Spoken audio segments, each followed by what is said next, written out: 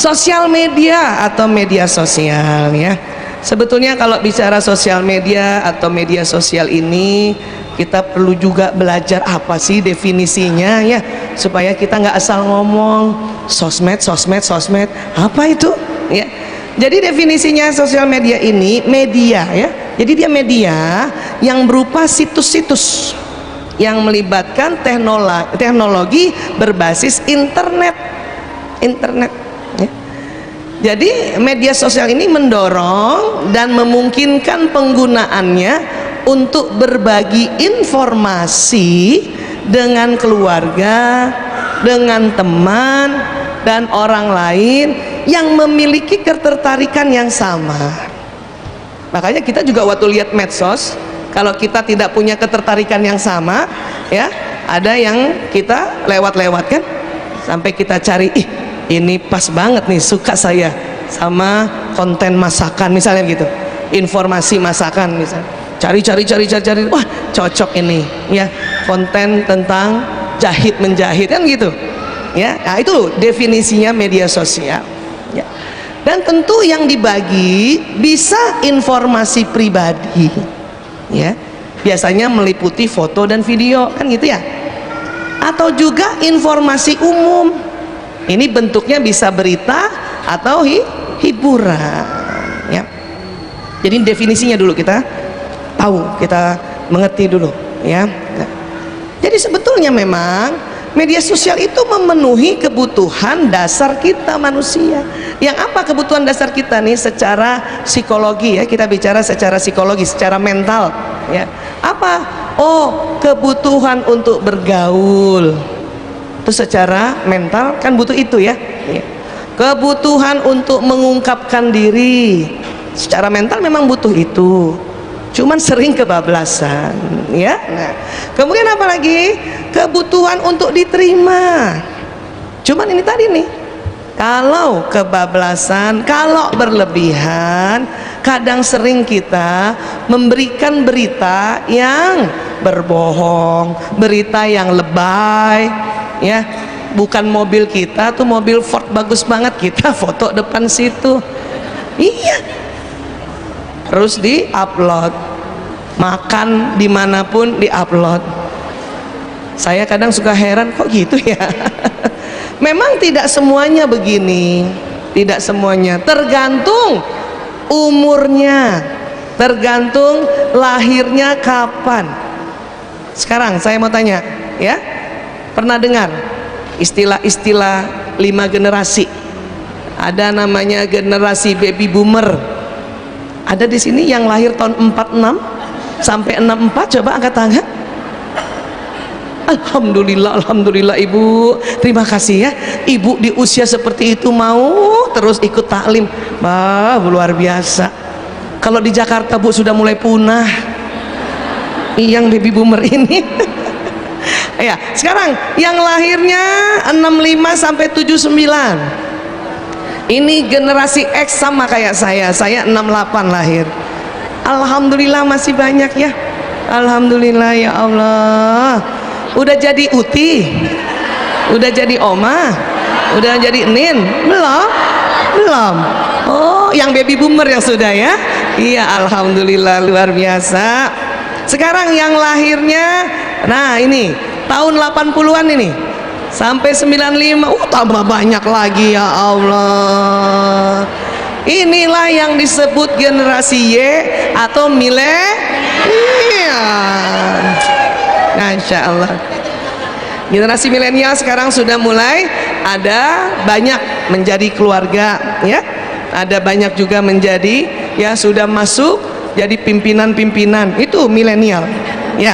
Sekarang yang lahirnya 96 sampai ya 2000 mana yang 96, inilah yang disebut generasi Z, Gen Z. Masya Allah, alhamdulillah. Oh masih cantik-cantik gitu. Unyu-unyu, belum berkeluarga sayang? Belum? Udah juga, tapi ada yang belum.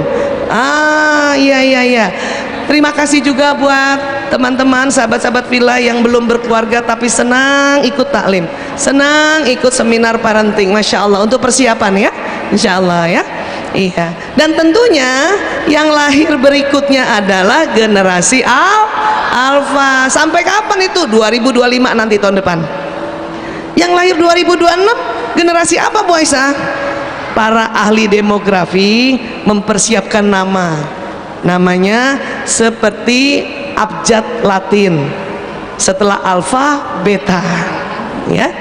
Nah, dan seterusnya dan seterusnya. Sekarang ya generasi ini, baby boomer biasanya punya anak gen Y, ya.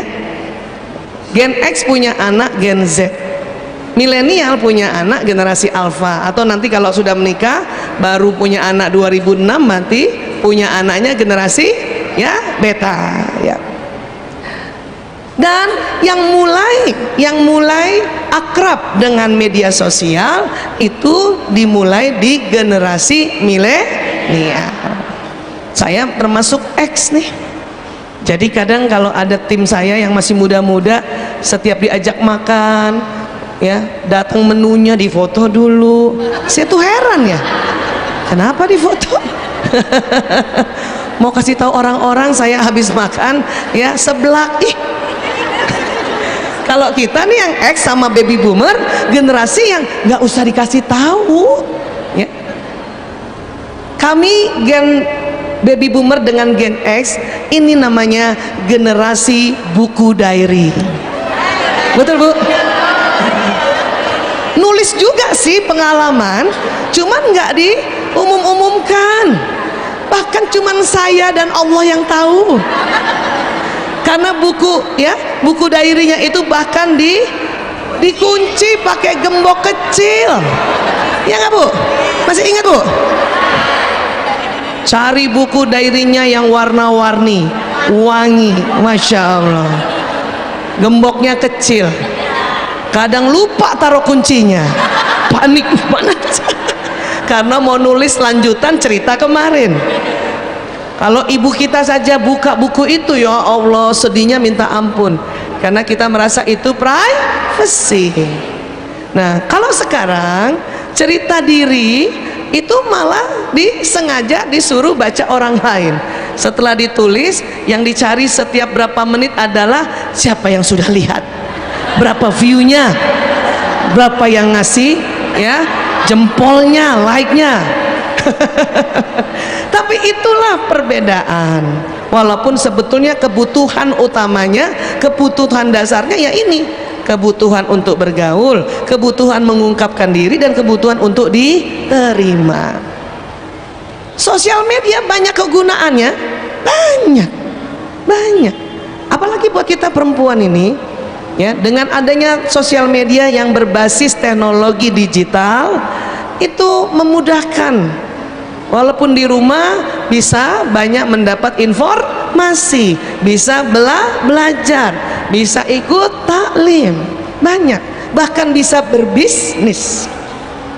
Siapa punya bisnis online yang hadir hari ini? Coba katakan, masya Allah. Terasa Bu manfaatnya media sosial? Terasa ya? Kalau kita bisnis biasa, kalau buka toko di Bandung mungkin cuman yang beli warga Bandung dan sekitarnya ya. Tapi kalau kita bisnisnya di media sosial, bisa orang Papua yang beli ya Bu, bisa orang Medan yang beli, bahkan bisa juga orang di luar negeri yang beli. Jadi memang banyak manfaatnya. Yang membuat sakit mental itu yang bersosial media berlebihan. Ya. Apanya yang bikin sakit mental itu? Karena ada sebuah istilah yang kita sebut FOMO. Apa Bu? Ya hati-hati jangan homo, bukan ya. Fanta. Fear of missing out.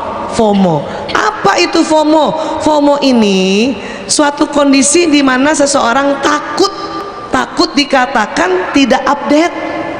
Ketinggalan lu tidak update? Masa nggak tahu sih ya, jadinya gitu ya.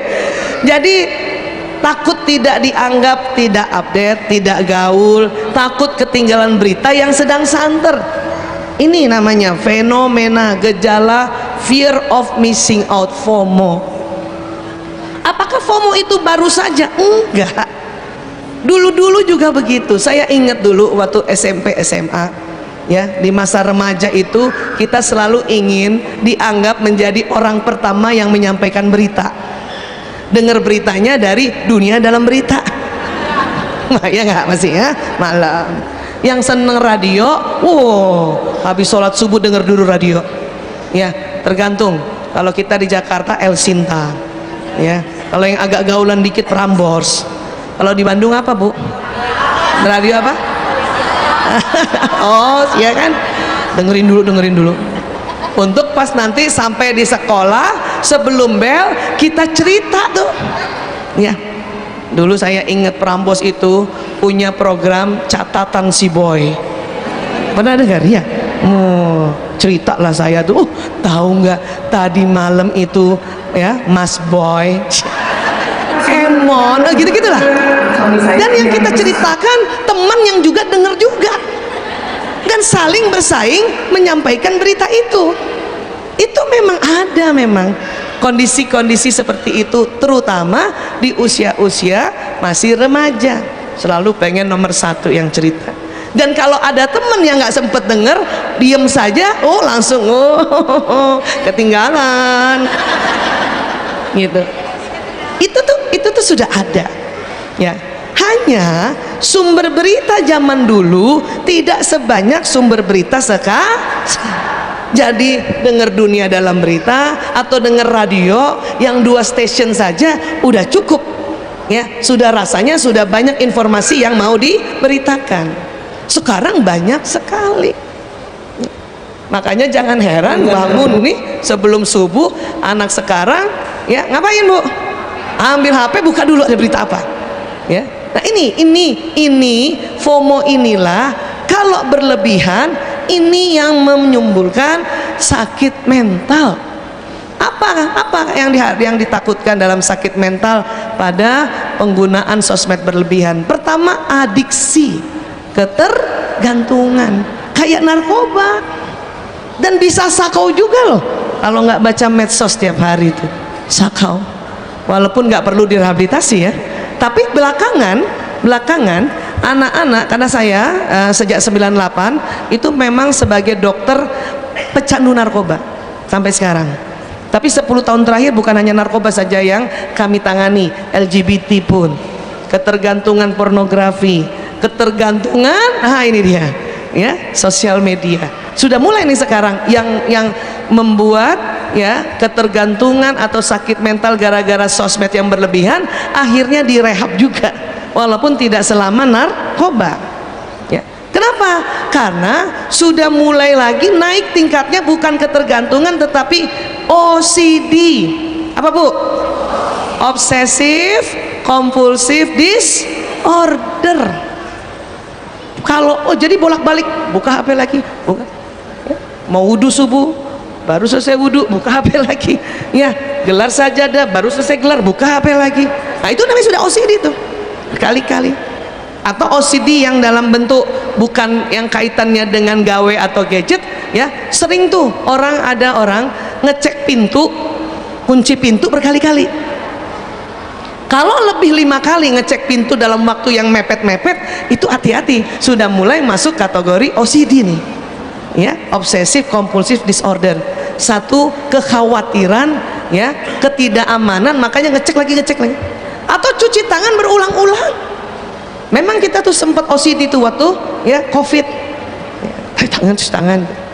Nah, yang kaitannya dengan media sosial, OCD-nya selalu ya buka HP lagi. Padahal ini kan harusnya ya kita simpan dulu. Pagi-pagi subuh nggak usah dulu buka, ya. Kita sholat subuh dulu, tenang-tenang dulu, bahkan mungkin mandi dulu dan sebagainya. Itu bisa begitu, harusnya. Hanya saya bisa paham. Mungkin kalau itu kejadiannya sama saya yang generasi X dan baby boomer, mungkin bisa kayak gitu. Tapi sudah yang milenial, Gen Z, ini susah. Kenapa? Karena generasi milenial, ya, Y, Gen Z dan Alpha ini memang generasi yang ya nggak bisa jauh dari gadget. Memang mereka lahir ketika gadget dan teknologi sudah berkembang pesat. Kalau saya generasi X itu tadi yang 60-an 70-an dan ibu-ibu yang baby boomer generasi surat kabar. Iya, lahir surat kabar udah ada, gitu kan Bu? Iya. Koran juga cuman muncul sehari 2 kali, ya. Harian pagi dan harian sore. Kejadian kebakaran pagi baru tahu sore, kebakaran malam baru tahu pagi. Maka kadang suka telat-telat. Cuman jadi tetap tenang. Kalau sekarang baru juga kebakaran di satu tempat, nggak ada 1 menit beritanya sudah kemana-mana, bahkan sering dibumbu-bumbuin. Nah itu lagi yang nanti akhirnya kita bisa sakit mental lagi. Kenapa? Karena ya selain adiksi OCD, dampak sakit mental dari sosmed yang berlebihan apa? Ini dia, depresi. Apa itu depresi Bu Aisyah? Depresi ini teman-teman sedih yang berkepanjangan, kadang lebih 2 minggu, dan sudah mulai ada ide mencelakakan diri sendiri. Kalau bahasa kedokteran mentalnya suicide, ya. Sudah mulai nanti cirinya ya bentur-benturkan kepala di tembok kah, ya di bantal. Kalau di bantal masih mending, di tembok. Mulai ini tangannya pukul-pukul kepala, gitu. Itu sudah mulai masuk depresi tuh. Walaupun depresinya mungkin depresi menengah. Atau mulai berpikiran percuma saya hidup, lebih baik saya mati. Maka otaknya itu udah ya macam-macam nih, ya tali, gantungan, ya. Dan bahkan ada yang sudah mulai ambil senjata ambil pisau, digores-goreskan di tangannya nih, di bagian nadi ini.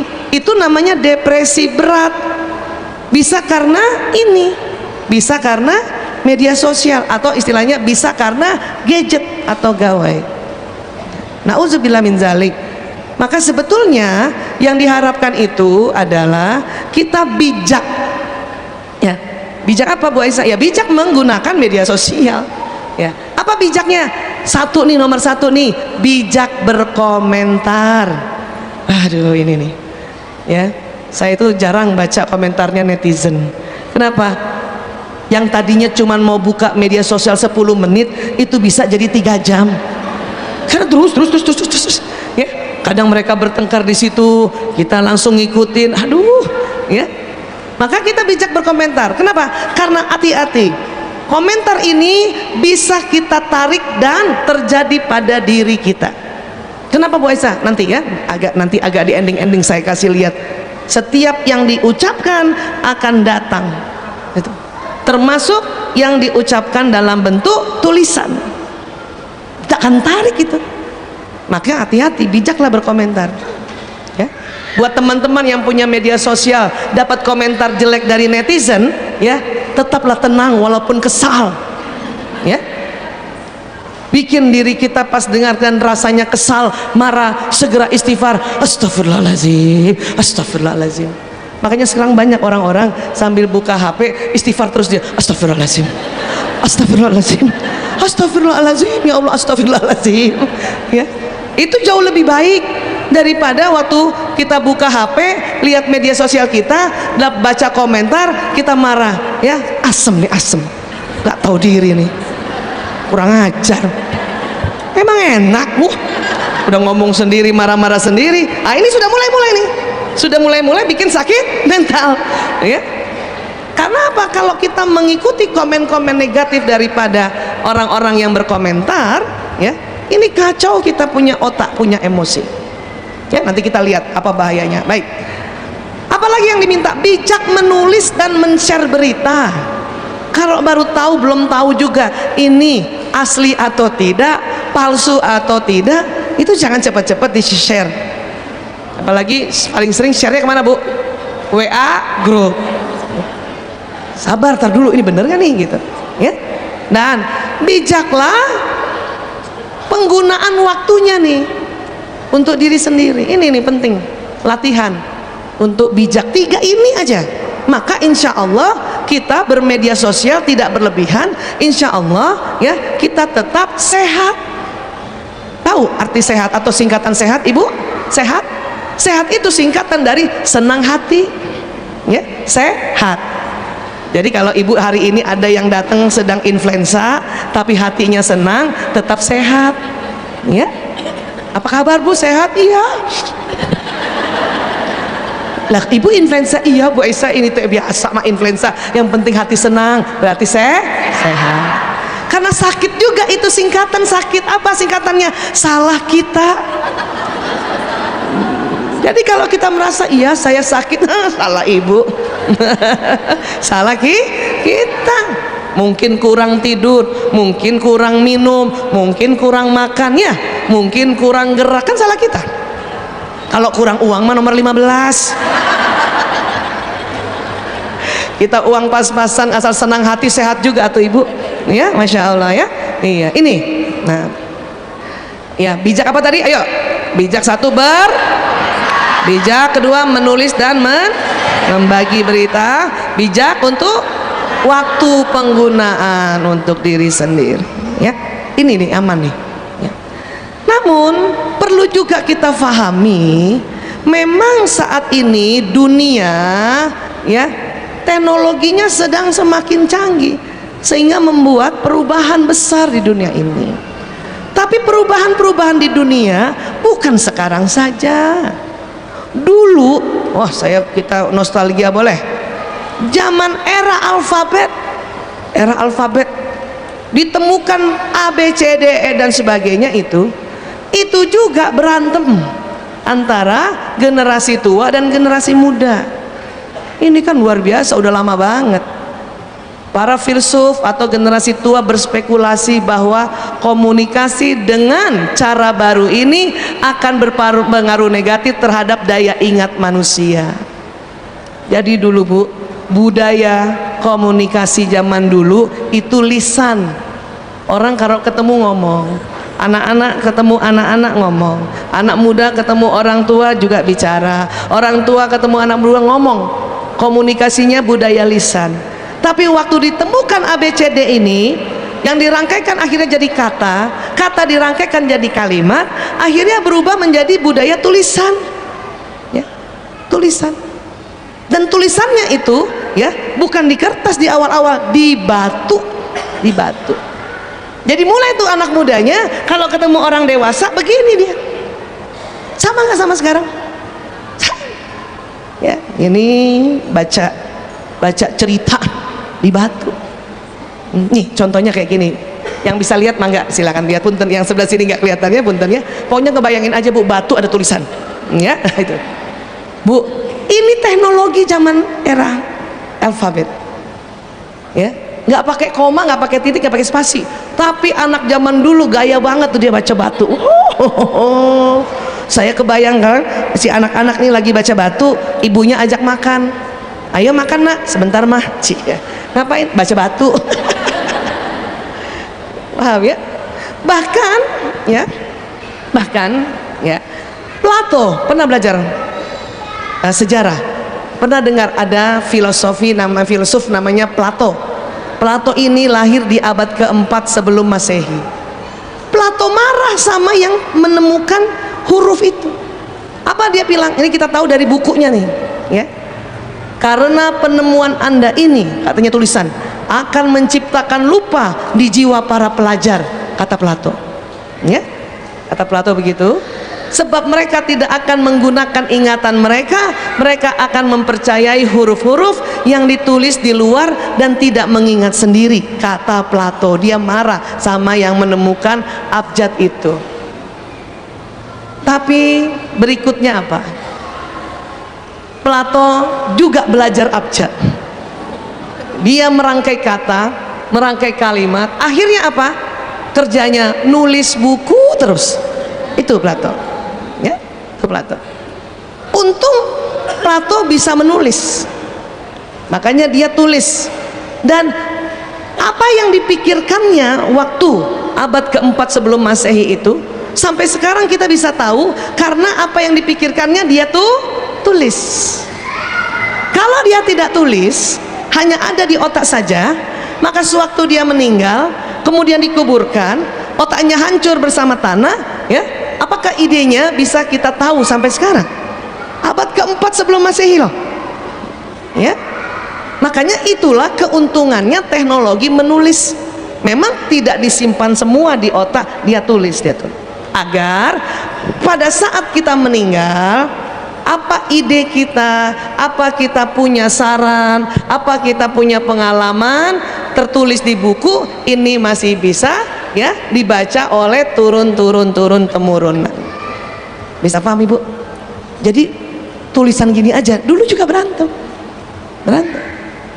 Tapi kan Bu Aisyah itu nggak ada dampak sakit mentalnya, nggak ada bahayanya. Siapa bilang? Kan tulisnya di buku, di batu, bukan di buku, di batu. Kalau dia kesel batunya dia lempar ke kepala, bahaya juga kan, sakit mental juga itu. Nggak mungkin. Semua teknologi pasti ada manfaatnya dan juga ada mudaratnya. Tetapi yakinlah, biasanya mudaratnya ini lebih sedikit kalau teknologi ini diciptakan untuk kemaslahatan umat. Manfaatnya justru jauh lebih banyak. Kemudian ditemukan teknologi kertas, makanya udah nggak dibatuk lagi tuh, pakai kertas. Tambah baca terus orang-orang itu, tambah tunduk terus karena kertas lebih tipis. Ya, zaman dulu papirus, kertas papirus lebih tipis, lebih gampang dibawa dibanding batu. Tambah begini tuh orang-orang zaman dulu, gitu. Ya. Bahkan pada zaman kertas ini agak lama teknologinya. Muncul teknologi tulisan, ya. Ada tulisan kayak gini nih Bu, tulisan halus, ya. Itu juga sebuah teknologi dulu. Siapa yang waktu SD masih belajar tulisan halus, tulisan sambung, yang garis 3? Itu teknologi Ibu. Tebal tipis Ibu masih belajar, Masya Allah, luar biasa itu teknologi, ya. Sekarang anak-anak disuruh belajar kayak gitu, mau dia? Nggak mau. Ngapain nulis sendiri? Orang di laptop ada, tinggal pilih jenis, ya, huruf, tersambung sendiri tuh ketikan kita, ya. Itu makanya makin hari makin, ya, teknologi ini berkembang sesuai zamannya. Berarti sikap kita juga tidak perlu menolak teknologi. Sikap kita itu namanya bijak, ya. Sekarang makin kesini, Ibu, siapa yang masih dapat telepon di rumah orang tuanya yang kayak gini nih, telepon hitam, ya, antik ya, iya. TV-nya masih kayak gitu Bu. Terus zaman dulu, ya, TV zaman dulu itu bandel banget. TV zaman dulu tuh bandel Bu. Dia kalau rusak dipukul jadi betul. Siapa masih dapat itu Bu? Baby boomer generasi X tapi dapat. Saya pernah lihat Dunia Dalam Berita, Tuti Aditama tuh tahu, dengar pernah?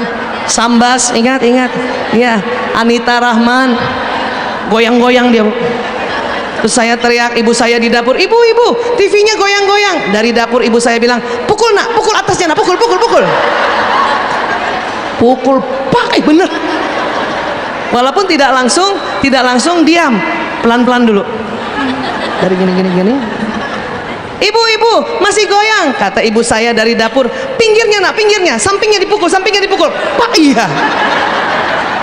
2 kali dipukul jadi betul. Allahu Akbar. Itu memang teknologi zaman dulu itu bandel itu artinya kuat, ya, kokoh gitu. Masih dapat. Terus permainan tahun 77 nih Atari. Siapa masih dapat? Kita nostalgia aja dulu deh, ya. Terus, ya, masih ingat nggak dulu ada telepon umum, kuartel? Ini juga sering bikin sakit mental. Kenapa? Udah antriannya panjang tuh orang nggak berhenti. Yang ngantri juga kesel, marah-marah kan kita. Bahkan ada yang berani apa? Kacanya dipuk. Sakit mental juga. Jadi semua teknologi bisa bikin sakit. Nah, mulailah ada salah satu karyawan dari merek Motorola tahun 73, namanya Martin Cooper. Inilah Martin Cooper yang menciptakan telepon genggam. Siapa yang punya bapaknya telepon genggam sebesar batu bata? Ada, Bapak. Ibu juga. Ya, itu Martin Cooper yang bikin nih orangnya tuh. Ya. tahun 73. Itu HP sama tuh, mereknya Motorola. Masih ingat Bu? Wih, kalau ada orang tua udah bawa gitu keren banget itu. Mahalnya minta ampun, ya. Iya. Nah, kemudian apa lagi? Masih ingat pakai pager? Pager, masya Allah. Itu juga kalau udah bawa pager gaya banget. Titit titit titit titit. Ya. Hubungi rumah, ya Allah. Hubungi rumah, cari lagi telepon wartel, telepon umum. Tapi kok waktu itu keren aja ya Bu ya? Keren juga dan nggak repot kok kayaknya. Sekarang coba anak-anak pakai pager disuruh cari telepon rumah, udah nggak ada, udah repot ya. Masya Allah. HP ya, luar biasa. Mulai bagus nanti ada tahun 89 itu communicator, keren banget itu ya. Masih ingat komputernya Ibu? Tulisannya hijau semua, disketnya gede. Nah, kadang dipasang tulisannya DOS, sintaks error. Nih kita mau nostalgia aja dulu nih ya, maaf ya yang Gen Z ya nggak lihat ginian ya. Permainan kita apa dulu Bu? Permainan kita ya, dulu ada permainan asik yang bentuknya bukan digital. Apa? Congklak ya, catur, untung masih ada. Karangbol masih ada, karangbol sekarang. Iya, permainan halma, monopoli, bekel.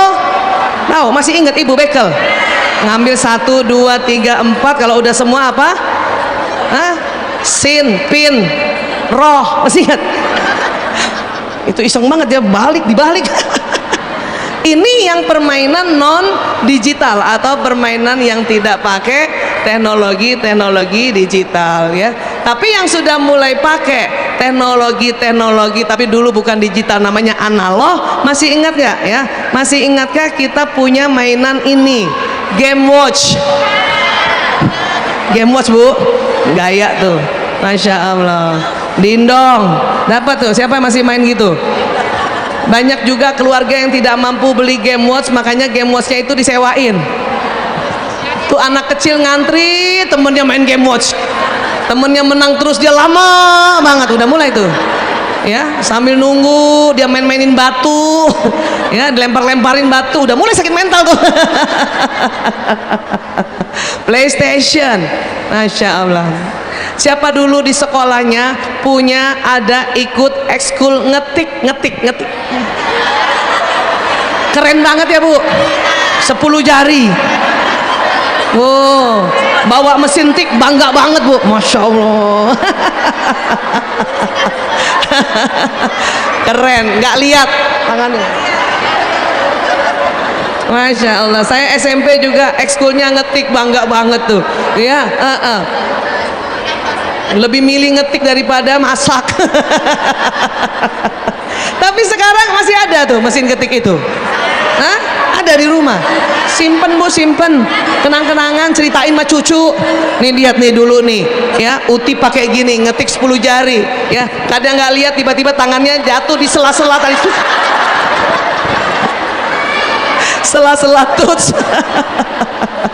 Ini punten Gen Z ya, maaf ya, saya sengaja ini gembirakan generasi kami untuk nostalgia.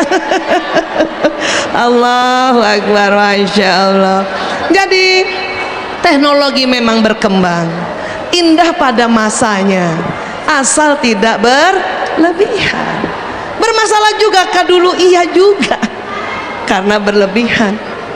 Kalau ibu-ibu marahin anak gara-gara bermain, itu sejak zaman dulu kala sudah. Bukan masalah gadget doang. Kita main galasin aja dimarahin.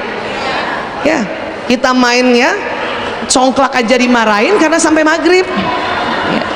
Main tali juga dimarahin karena sampai isya. Jadi kalau ibu-ibu marahin anaknya gara-gara bermain, sebetulnya bukan masalah konten permainannya, apa? Waktu. Karena sampai maghrib sampai isya kan gitu ya Bu ya. Iya. Oke, sekarang kalau gitu bagaimana Bu Aisyah untuk ya mensiasati ini semua selain tadi bijak terhadap 3 hal tadi ya. Izinkan saya bercerita dari sisi ilmu neuroparenting, pola pengasuhan yang berdasarkan otak. Ya, nih otak. Coba pegang dulu kepalanya, Bu. Iya. Ada otaknya? Alhamdulillah. Takut lupa. Banyak manusia lupa kalau punya otak. Anak sekolah baru ingat punya otak kalau mau ujian. Ya Allah, baru pegang otaknya. Ibu-ibu baru ingat punya otak kalau tanggung bulan. Ada apa Bu Aisyah di otak itu? Allah ciptakan otak, ada otak besar, ada otak kecil. Dan luar biasanya terbelah dua, memang terbelah dua. Ya, terbelahnya persis garis hidung ke atas. Coba rasakan begini, naik-naik, garis hidung naik ke atas. Ya, terus rasakan, terbelah betul di situ tuh. Ya, jadi segaris dengan garis hidung. Tidak ada kaitannya dengan belah rambut pinggir. Jangan merasa ya Allah saya kecil sebelah, nggak gitu. Ya, dia terbelah persis garis hidung ke atas. Ada gunanya Bu Aisyah itu otak kanan otak kiri, ada ternyata. Di dalamnya ada apa? Di dalamnya ada sel otak, jumlahnya 100 miliar. Kata para ahli, satu sel otak ini kerjanya kayak satu komputer yang tercanggih di zamannya. Kalau satu sel otak yang namanya neuron kayak satu komputer, di otak kita ada 100 miliar neuron, berarti diumpamakan ada berapa komputer di otak kita? 100 kurang lebihnya. Yang lahir 50-an juga 100 miliar, yang lahir 60-an juga 100 miliar, 70 begitu, 8 dan seterusnya tetap 100 miliar. Tapi yang membedakan adalah otak anak sekarang lebih canggih, lebih sophisticated. Apa canggihnya Bu Aisyah? Ini satu komputer atau satu neuron di otak anak sekarang mampu menyimpan data-data lebih banyak dari otak kita nih Bu. Terus terang ya, anak-anak kita tuh canggih. Maka supaya mereka juga tidak sakit mental dari awal, tolong stop untuk melabel jelek ya. Karena masih sering kita dengar orang tua bilang, ih generasi mecin. Bukan, yang mecin tuh kami yang lahir 50-60. Masih ingat gak Ibu? Iklan mecin gede gitu, Sasa Ajinan, itu kami yang generasi mecin. Kalau Ibu bilang angkatan 2090 2000 generasi mecin, saya yang tersinggung karena yang mecin itu saya ya. Kalau sekarang generasi kaldu jamur. Ibu nggak pakai mecin lagi kan, masaknya kan pakai kaldu jamur. Tapi juga nggak usah disebut-sebut itu. Stop untuk bilang mereka generasi galowers. Stop untuk bilang mereka generasi rebahan. Stop juga untuk bilang mereka generasi strawberry. Emang kenapa strawberry? Itu ciptaan Allah strawberry ya. Cantik, warnanya merah, banyak vitamin C-nya, banyak antioksidannya. Tapi lembek Bu Aisyah. Justru karena lembek itu, vitamin C dan antioksidan strawberry bisa diserap cepat oleh lambung. Kalau Ibu mau lagi strawberry sekeras batu, itu susah diserapnya. Artinya apa? Mari sama-sama supaya anak-anak kita ini tidak sakit mental dari awal, bukan hanya karena gadget, gawe, medsos, karena omongan kita sebagai orang tua. Stop untuk bilang. Sebut mereka generasi Rabbani, generasi Qur'ani. Setuju? Coba orang mereka lebih banyak hafal Qur'annya daripada kita. Saya ingat zaman dulu ya, lulus SMA ya, SMA anak-anak sekarang kan luar biasa. Jangankan SMA, lulus SD aja sudah hafal 30 juz. Saya lulus SMA baru hafal juz 30. Jauh ya kan, jauh. Jadi sebutlah mereka generasi Qur'ani. Kalau mau anak-anak kita hidupnya betul-betul sehat, tidak sakit mental. Karena sebetulnya lebih sering gara-gara omongan kita dia sakit mental. Dan otak kalau dengar omongan itu akan terjadi sambungan kayak gini di otak itu. Otak kita itu yang 100 miliar ada kabel-kabelnya. Coba ibu-ibu angkat tangannya. Yang kanan. Tolong maaf izin ya. Sentuh bahu teman yang duduk sebelah kanan. Nah, kayak gitu sambungan otak. Ngerti Bu? tapi dia tersambung tidak menyentuh. Sekarang ulang lagi ya. Sekarang tangan kanannya dekati bahu teman sebelah kanan, dekati saja tapi tidak menyentuh, dekati saja. Kayak gitu sambungan otak. Nanti di ujung jari-jari akan keluar namanya zat kimia. Nih, coba rasakan Bu gini. Dari ujung jari-jari itu keluar zat kimia. Kalau bahasa kedokterannya neurotransmitter. Itu nanti begitu tuh. Ya, sekarang yang kanan tetap gitu ya. Sekarang kiri juga. Kanannya tetap kiri. Dekati teman yang duduk sebelah kiri bahunya, dekat tapi tidak menyentuh. Bisa? Keren. Sekarang kaki kanan bisa?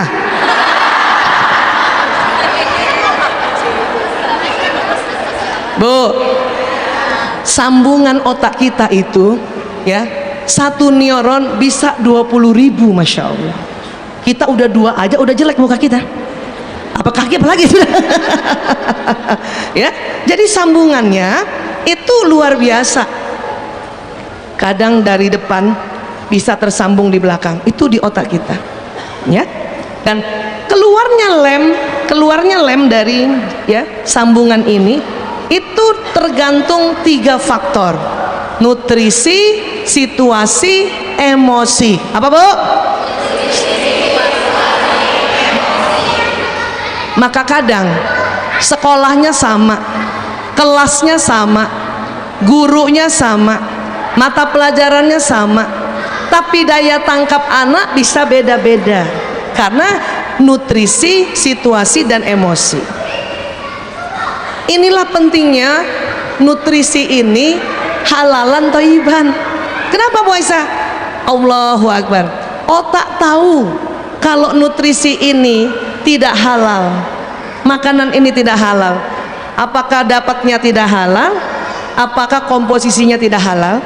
Ya, dan tidak thayyib, tidak cocok. Maka zat kimia tuh yang keluar dari ujung-ujung jari keluarnya berbeda. Karena zat kimia ini kita ibaratkan lem, tahu lem Bu? Alat perekat, itu beda-beda. Kalau makanannya nutrisinya halalan thayyiban, ini yang keluar adalah lem yang bagus, yang daya rekatnya bagus, kuat gitu. Tapi ada ya masalah situasi juga. Ada anak waktu belajar dalam kondisi sakit dengan anak yang sehat, itu lem yang keluar juga beda.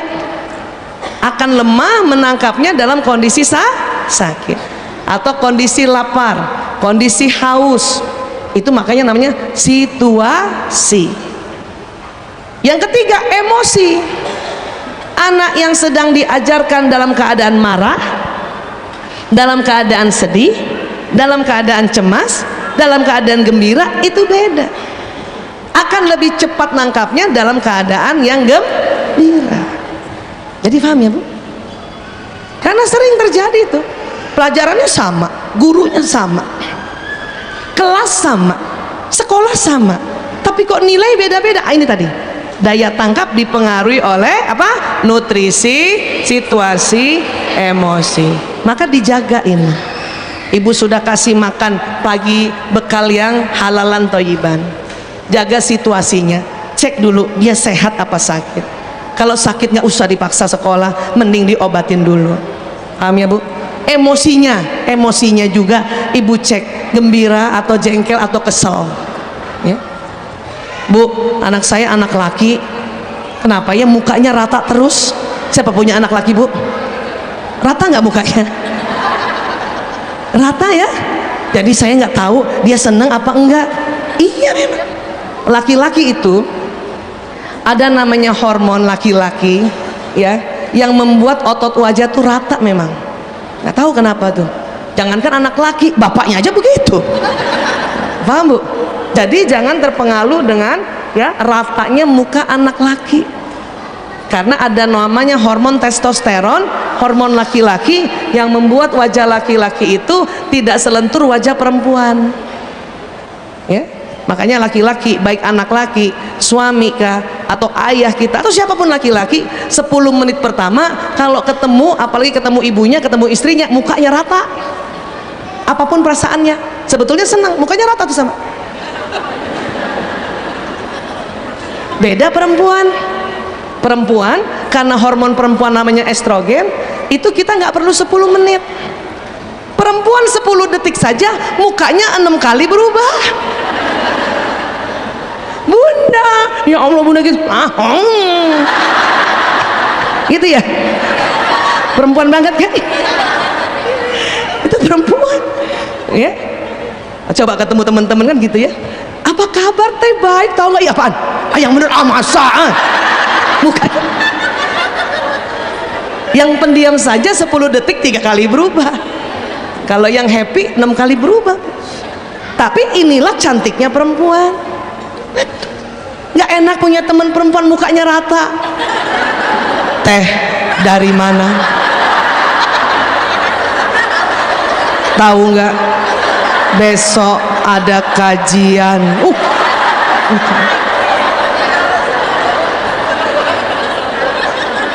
Ibu coba tanya suami ibu masing-masing. Tanya, Abi, ayah, papa lebih senang kalau disambut dengan muka, ih Abi, Abi dari mana aja sih? Senang yang begitu? Tanya sama suami itu, senang yang begitu atau senang yang disambut, Abi dari mana? Kenapa baru pulang? Udah gitu lama, kadang-kadang lehernya gue.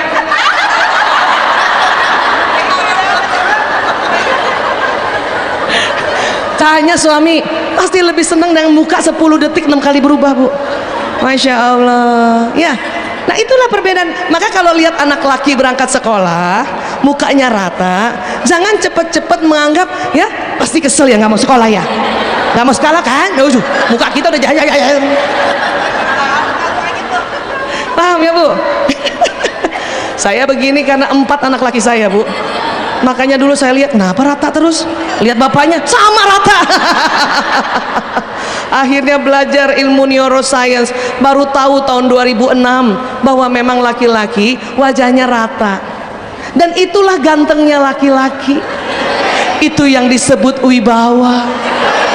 Anak sekarang bilang cool bet, cool banget. Apalagi laki-laki kalau baru sampai di satu tempat, Bu, sampai di rumah, ya Allah ya. Ibu sering senyum kan sambut suami? Ya, assalamualaikum, waalaikumsalam. Abi, tuh muka suami rata, Bu. Walaupun sebetulnya mereka senang lihat istrinya senyum, itu ada penelitiannya. Laki-laki senang melihat wanita tersenyum. Apakah itu senyum istrinya, senyum ibunya, senyum anak perempuannya, senyum istri orang lain? Pokoknya perempuan senyum. Maka ibu harus tahu ilmu itu, karena itu ada risetnya. Risetnya di London, Institut Psikiatri London meriset itu. Saya dulu belum ngerti itu, kesal. Risetnya itu baru masuk di Indonesia 2006, nikahnya 92. Senyum sama suami nggak dibalas senyum, ya. Tadinya udah tahan senyum nih 5 menit nih, karena laki-laki itu dia baru loading setelah 10 menit tuh mukanya diem gitu kan. Assalamualaikum, kita ayah udah senyum kan, 5 menit senyum. Karena nggak dibalas senyum, mulai menit ke-6 salah sangka. Apa kita mulai berpikir paranoid tuh kan, dia nggak suka pulang ke rumah. Menit ke-7 muka kita berubah, langsung senyumnya sebelah doang. Kan agak vokal wanita Bugis tuh. Apa saya bilang sama suami saya ya, nyindir-nyindir, nyinyir. Kalau nggak suka pulang nggak usah pulang. Suami saya bingung, dia siapa yang nggak suka pulang? Itu mukanya gitu, saya wajahnya tuh rata. Suami saya bilang, salah apa lagi saya? Pulang salah, nggak pulang salah. Tapi saya baru ngerti, oh dia bukan tidak suka, dia suka. Tapi itulah gantengnya laki-laki, cool. Sekarang kalau suami saya gitu dalam hati saya, ya Allah dia cool banget.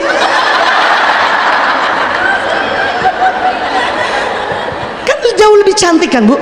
Kalau saya nggak berubah cara berpikirnya, saya berpikir julid kayak kemarin, muka jutek kok, itu bahaya. Jelek, Bu. Perempuan kan jelek, kita jelek. Mendingan langsung lihat dia, ya Allah cool bang, itu jauh lebih baik. Paham ya, Bu? Begitu juga maka kalau menilai anak laki-laki berangkat sekolah dengan muka rata, itu bukan berarti dia tidak suka.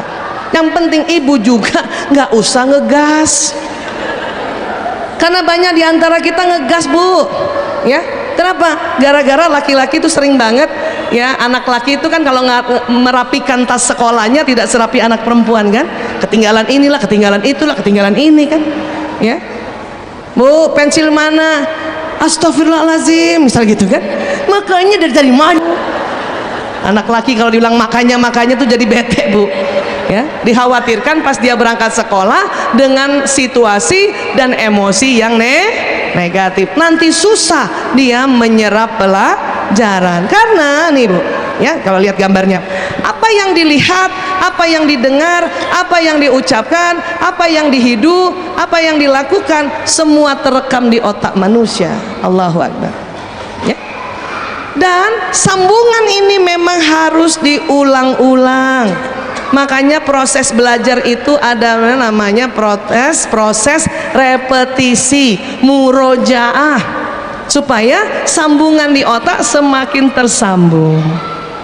Jadi ibu juga kalau nasihatin anak nggak apa-apa diulang-ulang, karena banyak diantara kita sering merasa putus asa.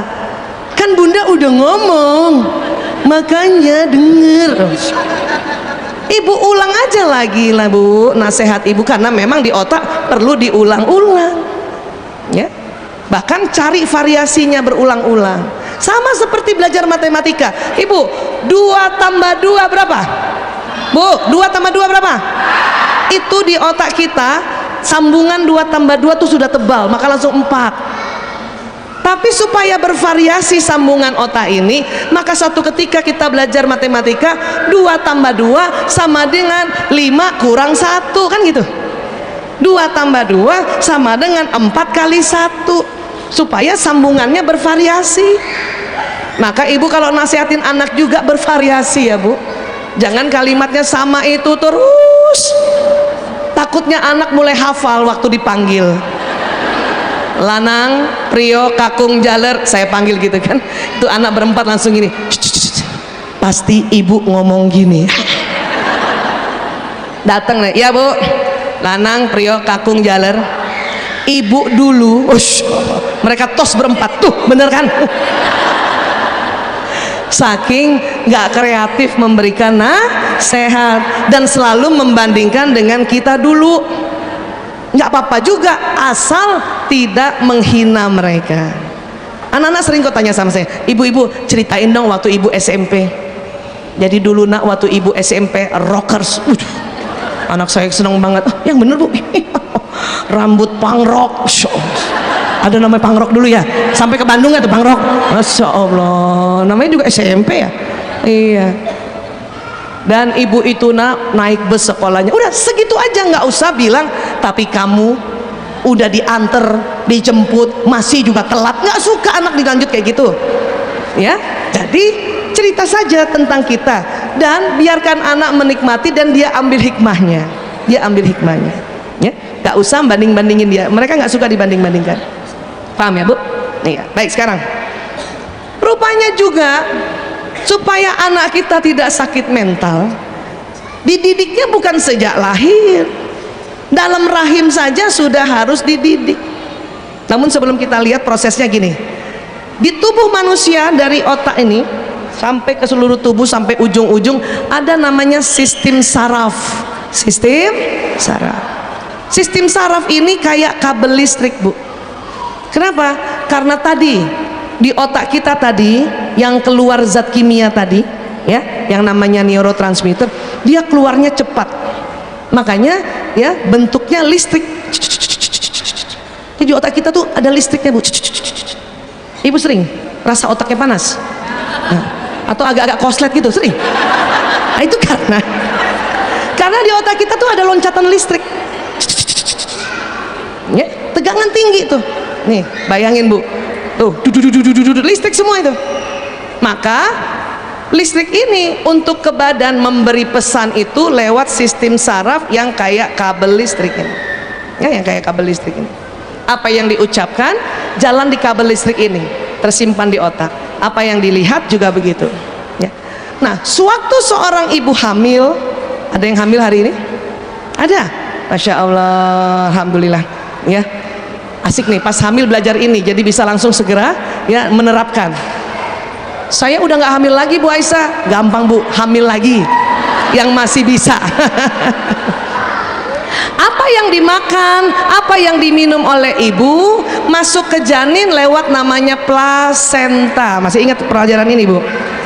Tidak langsung ke mulut janin, tetapi ke tali pusatnya dan masuknya di puser makanan minuman ibu. Ibu makan kacang hijau, akan masuk di pusernya janin sari kacang hijau. Ibu makan cireng, sari cireng masuk. Ya, ibu minum masuk di situ. Tapi bukan hanya itu. Ternyata apa yang dilihat ibu, apa yang didengar, apa yang diucapkan, apa yang dilakukan ibu terekam di otak janin. Usia 2 minggu, otak itu sudah merekam. Ya. Makanya banyak sekali kejadian luar biasa dikala ibu hamil 9 sampai 10 bulan terekam di otak janin. Banyak nih. Kalau ibu ngomong sembarangan, lihat hal yang sembarangan, dengarkan hal yang sembarangan. Maka betul itu kata orang tua kita, kalau lagi hamil banyak tantangannya. Hati-hati ngomong. Ibunya putih, bapaknya putih, punten, tetangga sebelah hitam pekat. Ibu hamil ngomongin terus ya, hitam banget, hitam banget. Lahir anaknya hitam pekat Bu. Itu bisa begitu. Ya. Apakah itu kena tulah Bu Aisyah? Bukan kena tulah. Apa yang diomongin ibu jalan lewat sistem saraf, terekam di otak janin. Otak janin menginformasikan pigmen-pigmen kulit untuk menghitam, jadi hitam.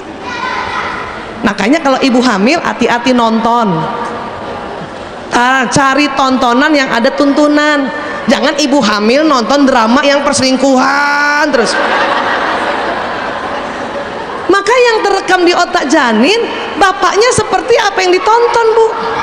Itu bahaya. Saya mengurus anak-anak bermasalah. Ya, tadi saya sedang ngobrol-ngobrol sama Pak Rahmat dari Basnas, istrinya beliau ya. Saya cerita sama beliau, anak bermasalah, ada kasus-kasus yang akar masalahnya waktu dalam rahim.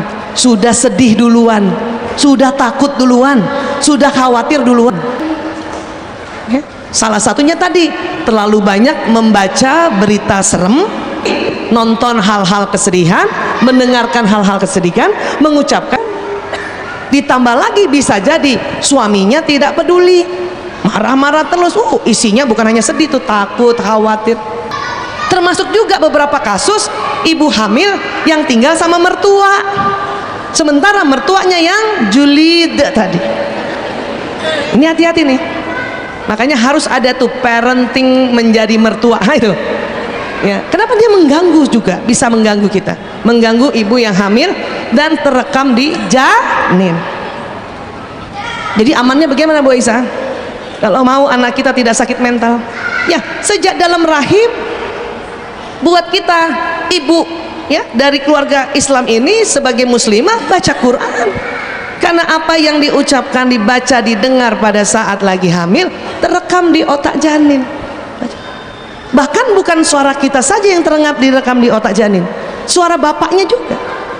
Makanya sekarang ayah-ayah disuruh sering ngobrol kan sama ibu hamil supaya terekam suaranya.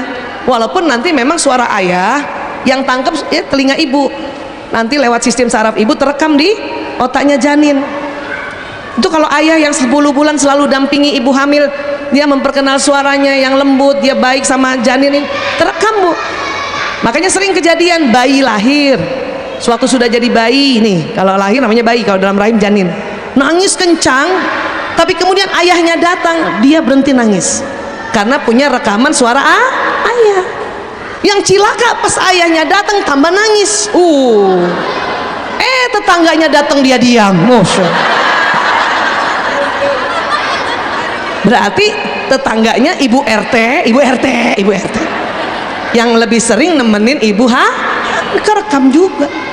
Bahkan kalau ini bukan anak pertama, dia anak kedua ketiga, suara abang atau kakak-kakaknya tuh ya itu terekam juga. Sekarang ibu hamil kan pasti pegang gadget ya, boleh nggak sih? Boleh aja, asal cari kontennya yang bermanfaat, informasinya harus yang bermanfaat, mengedukasi, karena juga terekam di otak anak ya. Hati-hati ya. Terima kasih tadi ada ibu hamil bisa hadir, coba ya, yang kemarin mungkin ngajinya cuma 1 hari 1 halaman, coba tambahin lagi, one day one juice. Di sini ada komunitas Odoch ya, mana sahabat-sahabat Odoch, masya Allah ya. Ibu tuh tapi tidak hamil kan ibu kan? Oh iya, tidak hamil pun kita harus juga ngaji, apalagi sedang hamil. Kenapa? Bermanfaat sekali untuk otak janin, masya Allah, masya Allah. Nah ternyata setelah lahir, otak bayi, sekarang ngomong bayi ya bukan janin, ternyata 30% dari 100 miliar ada yang namanya neuron cermin, mirror neuron. Apa maksudnya Bu Aisyah? Sel otak yang melihat seseorang yang berterusan, maka dia akan berperangai seperti itu. Coba Bu, kebayang nggak ya, bayi lahir, memang sih sekarang era digital, tapi kalau setiap hari bapak ibunya dia lihat kayak gitu, kayak apa itu ngerekam neuron cerminnya. Maka kalau nanti anak ini susah diatur permainan gawainya atau pegang gadget, jadi bagaimana Bu Aisyah kalau sama anak bayi? Penelitian mengatakan, tolong, katanya tolong, dari 0 hari sampai 2 tahun jauhkan dari gawai. 2 tahun aja bimbing otak anak-anak selama 2 tahun dengan menstimulasi langsung, bicara langsung, kasih lihat wajah kita langsung. Kalau mau ngajarkan benda-benda langsung, nah botol disuruh pegang dari bayi. Kalau kita ngajarkannya lewat lewat gawai ya, itu pas dia belai cuman 2 dimensi, padahal botol ini kan 4 dimensi kan. Terus kalau ajarkan anak bayi, tolong bahasanya yang jelas, yang benar, bahasa dewasa saja. Adek mau makan, itu makan supaya tersambung. Walaupun nanti dia jawabnya mam gitu ya, karena lidahnya, giginya belum ada, lidahnya masih keluh, gusinya belum kuat. Jadi bilang mam, ya. Jadi makan, mam, makan, mam, gak apa-apa. Tapi di otak tersambung makan. Hindari mengajarkan anak, dede mau mam, dede mau num. Nanti yang kesambung di otaknya emam, enum, gitu. Jadi kasih landasan pertama itu bahasa yang benar. Ibu, ebu, ya. Jangan bilang ebu kan? Karena nanti tersambungnya bukan ibu tapi ebu. Ya, paham ya? Ini maksudnya mengapa harus benar-benar kita ajarkan anak-anak ini dengan benar kalimatnya agar tersambung di awal tuh yang betul. Sekarang, siapa punya anak laki-laki? Angkat tangan. Masya Allah. Siapa punya anak perempuan? Allah, banyak ya. Yang punya anak laki dan anak perempuan, mana lebih gampang bimbingnya? Hidup perempuan.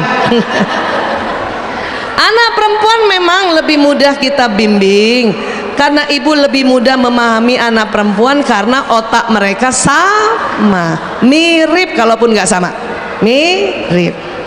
Kenapa anak laki Bu? Siapa yang punya tadi anak perempuan dan anak laki? Kenapa emang anak laki Bu? Kenapa? Coba curhat apa coba? Kenapa? Hah? Loncat-loncatan, ya? Nggak bisa diam, nggak bisa duduk tenang, gitu Bu? Main terus, nggak bisa diatur. Ya Allah, kesian banget anak laki.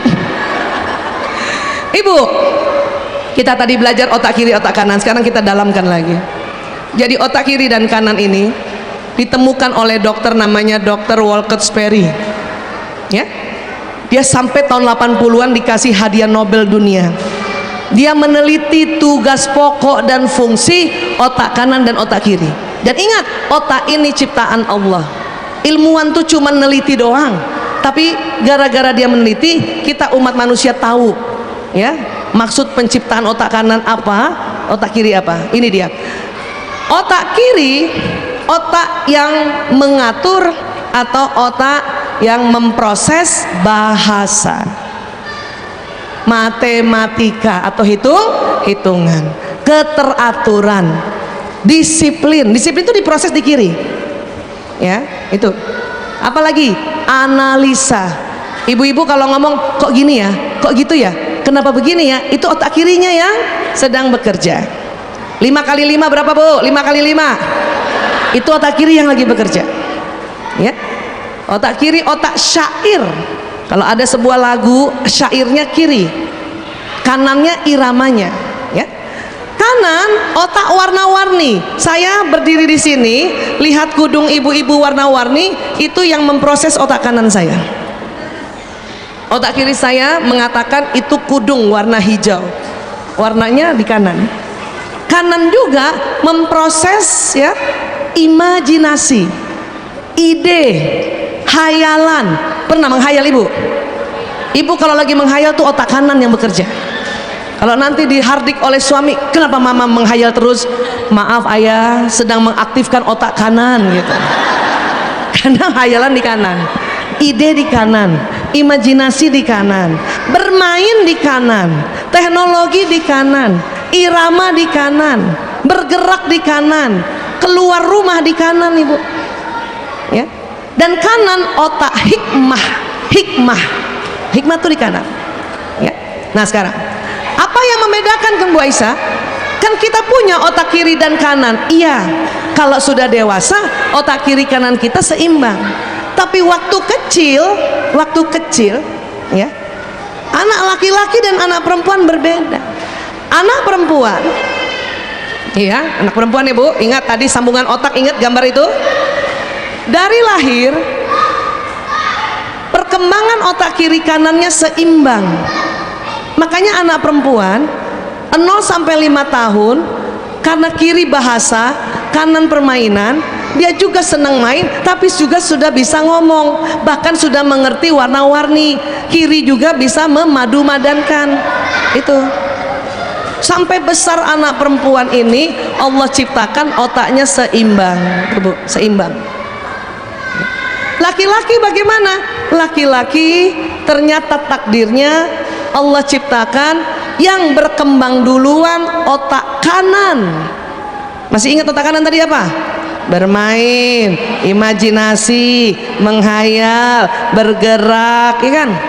Ya, lari-lari, keluar rumah. Irama ini bisa dari mulut, bisa dari sumbernya benda yang disebut musik, itu kanan memang. Otak hikmah itu laki-laki. Maka masih ingat gak siapa punya anak laki waktu kecil sama adik perempuannya waktu kecil? Adik perempuannya yang umur 3 tahun sudah bisa ngomong, bahkan sudah bisa cari baju padanan. Bunda, aku mau pakai baju pink aja sebab kaos kaki aku pink. Itu anak perempuan. Anak laki bu nggak peduli, mau atasnya pink, bawahnya hijau, kaos kakinya kuning, semakin berwarna semakin senang dia. Yang dia cari malah gambar pahlawan di kaosnya. Itu makanya karena anak laki otak kanan duluan, ibu ajak nonton Spiderman, pulang jadi Spiderman. Ibu ajak nonton Batman, pulang jadi Bat. Itu anak laki, dan itu sudah sangat lazim, wajar. Maka malam ibu harusnya bersyukur, alhamdulillah ya Allah, anakku laki banget. Anak perempuan ibu suruh duduk manis, ibu ajarkan tulisan saja, dia udah ngerti bu, karena otak kiri kanannya Anak laki bu disuruh duduk manis, itu ada saya punya suara suka dipakai sama orang-orang di TikTok, cuman 3 detik. Duduk manis, duduk manis, duduk manis. Ya diam, 1, 2, 3, loncatlah. Itu anak laki. Dan anak laki ibu suruh baca dengan kasih tulisan saja atau ada gambar sedikit, tidak semahir anak perempuan. Maka kalau ibu mau perkenalkan tulisan, seumpamanya tulisan bola, bola, bola, itu lebih baik beli bolanya, baru tempel tulisan bola. Buat anak laki itu gampang ngertinya bu. Saya ingat dulu punya anak 4 laki-laki, semua di rumah saya tempel-tempel tuh, kursi, meja, bahkan supaya anak saya tahu tulisan ibu. Dan mereka semua panggil saya Ibu Isa. Ibu Isa, tulis Ibu Isa gede-gede pakai spidol, saya tempel di dada saya. jalan dari dapur ruang tamu, tuh anak main di ruang tamu ngeliatin, sehari udah hafal tuh tulisannya Ibu Isa. Itu cara laki-laki, apalagi yang masih 0 sampai 5 tahun, otak kanannya luar biasa. Jangan ibu stop juga, kalaupun dia lari-lari ingatkan saja ya, hati-hati ya nak larinya, jangan lari-lari, nggak boleh lari, duduk. Oh, kalau seperti itu gaya kita terhadap anak laki, dilarang gerak, dilarang main ya, maka takutnya otak kanannya nggak berkembang. Yang cilaka pada saatnya nanti dia mahasiswa sering mogok belajar. Kalau anak laki-laki terlalu dipaksakan otak kiri saja, kanannya kita tidak kasih kesempatan, bosan dia bu, karena kanan harus duluan, supaya di usia 18 tahun ke atas sampai dewasa udah nggak usah kanannya terlalu banyak berkembang, kirinya yang berkembang. Ibu, siapa yang punya anak laki-laki? Siapa yang ranking 1 waktu SD? Satu ya, anak laki tuh. Siapa yang punya anak perempuan sering ranking 1 sampai 3? Banyak. Karena ranking 1 itu di sekolahan lebih sering adalah otak analisa, otak hitung-hitungan, otak bicara, otak teratur. Anak laki SD mana teratur bu? Telat melulu, iya kan? Karena dia otak kanan. Nyanyi juga kacau waktu TK. Perempuan otak kiri kanannya udah bagus, antara syair dan irama sama seimbang. Anak laki karena kanannya duluan, iramanya sudah bagus, syair kacau. Perempuan nyanyi tik tik tik bunyi hujan di atas genteng, bagus syair dan irama. Datang anak laki, coba Ahmad nyanyi ni ni ni nuni nunan ni nana neneng, iramanya bagus, syair kacau. Momona neno tingo tangating pona bembem mata temu. Itu anak laki. Terus gurunya karena nggak ngerti otak laki yang dimarahin anak laki. Bukan gitu Ahmad, akhirnya nilai keseniannya jelek. Ibunya ambil raport ya, belum belajar tentang otak laki-laki. Tetangganya anaknya perempuan yang suka waktu ngasih lihat rapot yang agak-agak bangga gitu.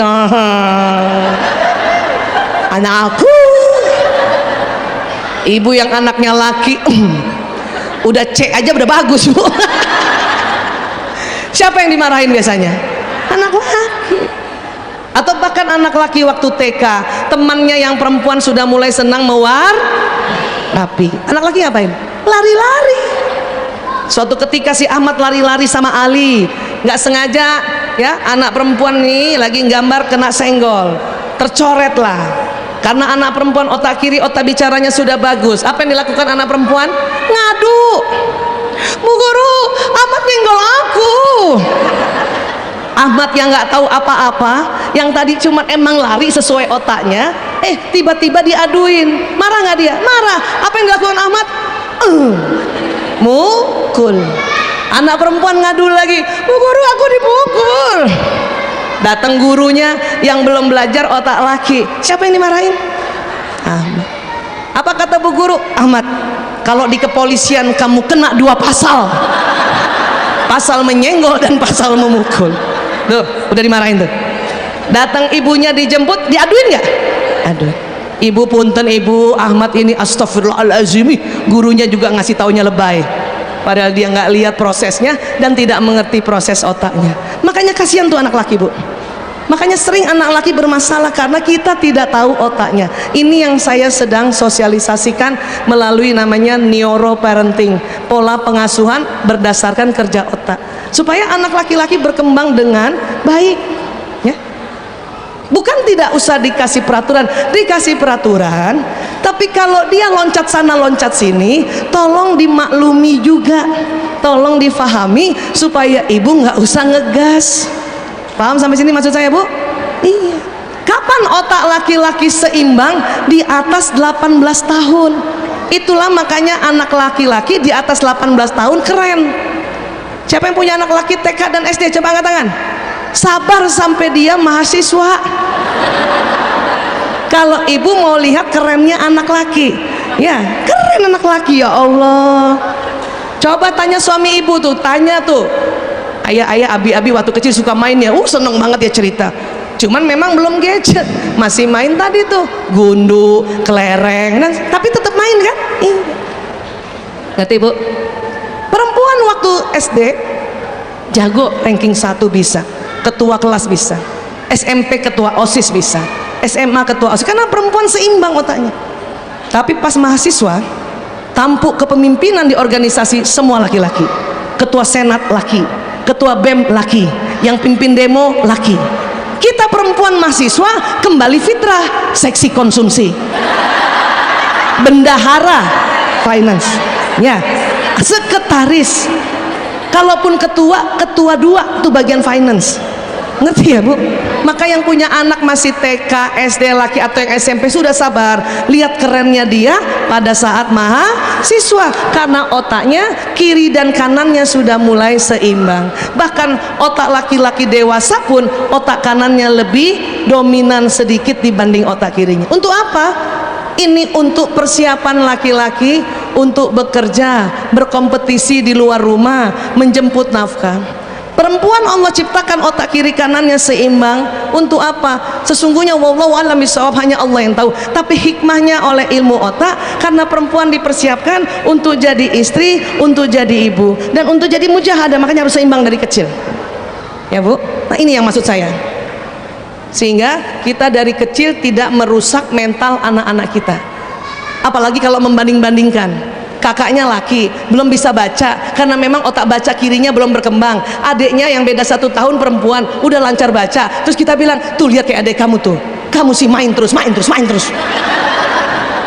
Ibu kan kalau lagi senewan begitu ngomongnya ya, itu anak laki suka bingung dia, salah apa lagi aku. Makanya itu tadi, hampir yang kena bermasalah tuh laki-laki, karena kita menzolimi dia dari kecil. Kasihan kan? Terus apa lagi? Yang punya anak perempuan, coba punya anak perempuan nih bu, perempuan otaknya tersusun untuk bereaksi pada orang dan wajah. Maka ibu kalau punya anak perempuan dan ingin anak perempuan ibu ambil hatinya, atau anak perempuan merasa bahwa ibu bapaknya memperhatikannya, gampang. Teori parenting banyak sekali, takutnya ibu lupa. Saya berharap dari ruangan ini ibu ingat yang ini nih, yang punya anak perempuan. Apa itu? Kalau anak perempuan bicara, kalau anak perempuan ngobrol, kalau anak perempuan sedang bercerita, tolong lihat wajahnya. Umur berapa saja itu anak, ya. Dia tidak suka sambil dia ngomong kita begini bu, terus ya, apalagi perempuan remaja. Kenapa? Terus kita kan nggak dengar kan? Apa dia bilang? Udah lewat. Anak sekarang anak jujur. Kita dulu mana boleh jutek sama ibu kita, sekarang boleh dia begitu karena jujur. Saya begitu pernah anak saya tuh, tapi saya juga nggak boleh bilang membangkang ini anak, nggak boleh. Kata anak saya yang perempuan, ibu, aku nggak suka sama ibu. Astagfirullah, dalam hati saya astagfirullahaladzim. Terus saya langsung gini, ya Allah jujur banget ini anak. Baru saya ajarin kenapa tidak sukanya, sini nak duduk. Memang anak boleh berkata jujur, benar, tapi tetap harus diajarkan adab baik dan pantas. Kalau ibunya sedang duduk, anak berdiri ngomong, itu belum baik dan pantas, suruh ambil kursi nak, ambil kursi nak. Kalau nggak ada kursi dia suruh duduk di bawah nak. Kenapa nak? Aku nggak suka sama ibu, suara masih melengking. Nak, suaramu nak. Kata Allah dalam Al-Quran, sejelek-jeleknya suara apa bu?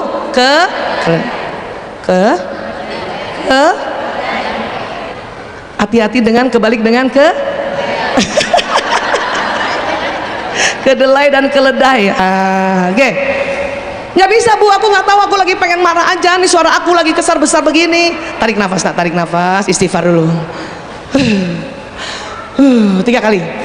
Baru kenapa nak? Aku nggak suka sama ibu. Kayak gini. Kenapa sayang? Ibu pergi terus, ibu ngurusin anak pecandu narkoba terus, aku nggak diajak. Bener nggak dia? Benar. Sudah baik dan pantas? Sudah.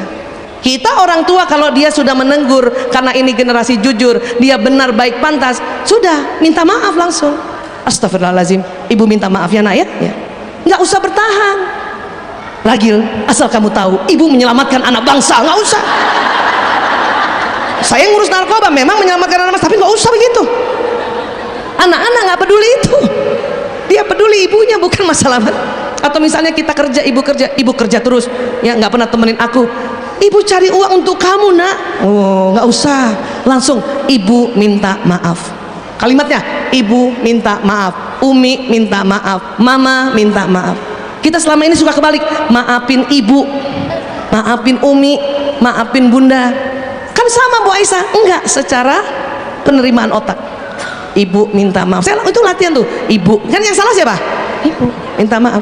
Dia memaafkan hari itu, memaafkan nanti malam, memaafkan besok, memaafkan minggu depan, itu hak dia juga. Bu Aisyah, itu enggak tuman anak-anak belajar diajarin kayak gitu, enggak. Malah dia belajar bahwa ibuku saja yang melahirkan aku, yang urus aku, yang nyusui aku, dikala dikasih masukan dia langsung minta maaf. Maka dia akan berproses seperti itu nantinya. Setiap kita tegur dia langsung, ibu aku minta maaf please. Nah tambahannya begitu kan. Nah paham ya. Maka kembali, anak perempuan umur berapa saja, kalau dia lagi cerita, ibu lagi pegang HP, segera simpan, dengerin, lihat mukanya sambil ibu ngangguk-ngangguk walaupun ibu nggak ngerti. Oh gitu ya nak. Oh. Dan kalau rupanya dia cerita lucu, ikutlah tertawa bu, walaupun ibu nggak tahu mana lucunya, ikut aja tertawa. Ya Allah lucu banget, tahu nggak ibu, lucu banget teman aku, dia udah cerita ya Allah iya ya nak lucu banget. Pas dia pergi, paham ibu? Tapi kalau yang WA, yang chatting ayahnya atau yang telepon ayahnya, ibu harus ajarkan anak perempuan bahwa seorang istri kalau dihadapkan dengan suami dan anak harus hadapin atau layani suami dulu. Jadi kalau lagi ngomong tuh saya lihat notifikasi ayahnya yang WA, sebentar nak, ayah WA 2 menit, ibu jawab dulu ya, dia udah ngerti tuh. Sebentar nak, ayah telepon 3 menit ya, telepon agak lama dikit ya, 3 menit. Kadang saya nggak lihat, dia lihat tuh saya, suami saya nelpon, apa dia bilang ya, itu dia kekasihnya telepon. Oh iya sebentar ya nak, telepon. Tapi kalau cuma teman, bahkan cuma rumah sakit, saya kan pasien saya tuh aneh-aneh tuh bu, pasien narkoba. Kalau rumah sakit telepon, beritanya adalah dokter pasiennya kabur, dokter pasiennya loncat dari lantai 5 itu. Tapi kalau anak perempuan saya sedang bicara, rumah sakit ini pun telepon mau ngasih laporan, saya nggak angkat bu. Dalam hati saya, biarin deh kabur tuh pasien daripada anak saya yang kabur gitu. Ya kan, itu harus seperti itu kalau kita anak perempuan mau diambil hatinya itu ya. Tapi anak laki bukan begitu. Laki-laki otaknya bereaksi pada benda dan bentuk, maka laki-laki lebih senang lihat benda. Laki-laki nggak kuat lihat muka, cuman kuat tatap mata 5 detik saja.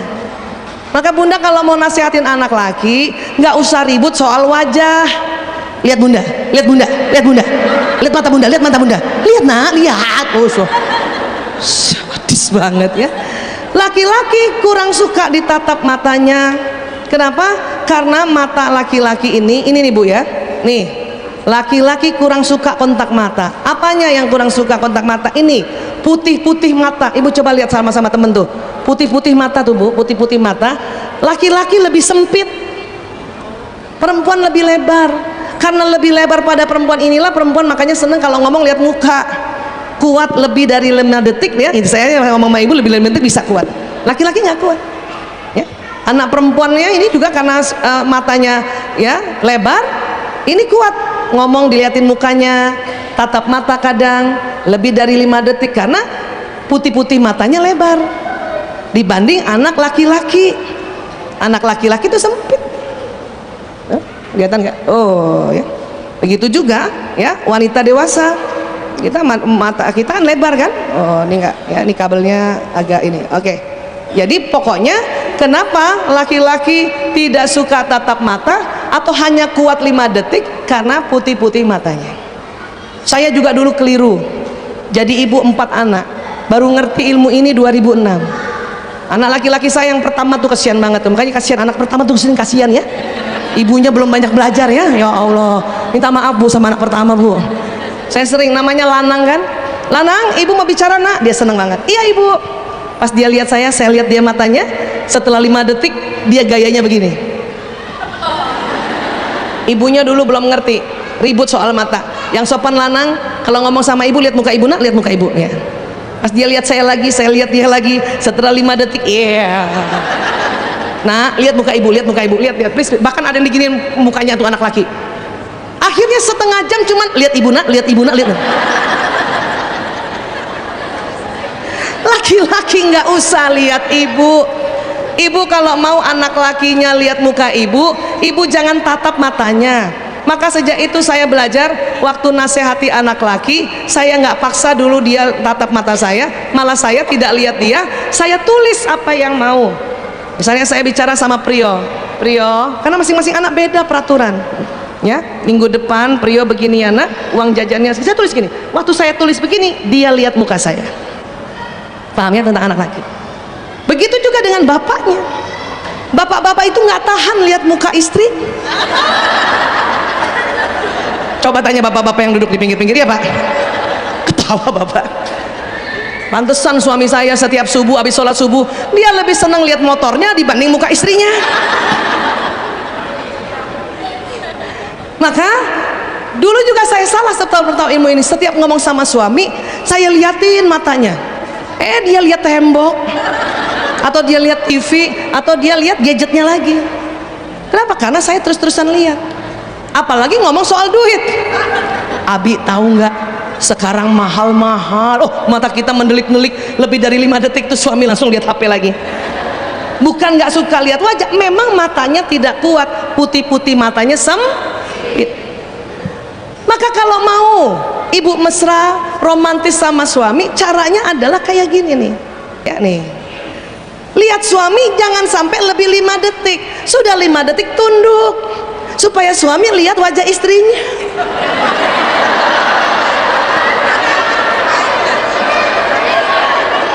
Ini suami istri loh nih. Lagi ya. Jadi kalau ngomong sama suami, sambil ngomong hitung dalam hati 1, 2, 3, 4, 5 tunduk. Saya mulai tuh ikut-ikutan kayak gitu. Ayah aku mau ngomong dalam hati 1, 2, 3, 4, 5 terus tunduk. Jadi gini ayah. Dan saya tahu suami saya lihat saya. Inilah yang disebut romantis. Kita bikin gampang kan? Tapi ibu kalau mau pakai cara ini, ibu harus pastikan dalam keadaan cantik. Jangan keadaan rambut aut-autan, baju sobek-sobek, di leher ada koyo. Astagfirullah. Pas ibu tunduk begini, suami malah astagfirullahaladzim. Sudah tua ternyata istri saya, ya gitu. Ya, saya kalau udah rasa-rasa cantik gitu gayanya. Ayah, atau kalau di luar ya sambil makan, ayah tahu nggak ya 1, 2, 3, 4, 5. Jadi gini ya. Kalau lagi makan sok-sokan ambil itu tuh ya nasi. Jadi gini ayah. Dan saya tahu dia pasti lihat saya. Ya Allah. Gampang sekali bikin romantis asal tahu ilmunya. Ya, ini kayak gini. Ya, ulang lagi Bu, lihat. Maaf yang sebelah kiri nggak kelihatan ya. Tuh, lihat tuh. Nggak sampai 5 detik tuh langsung tunduk.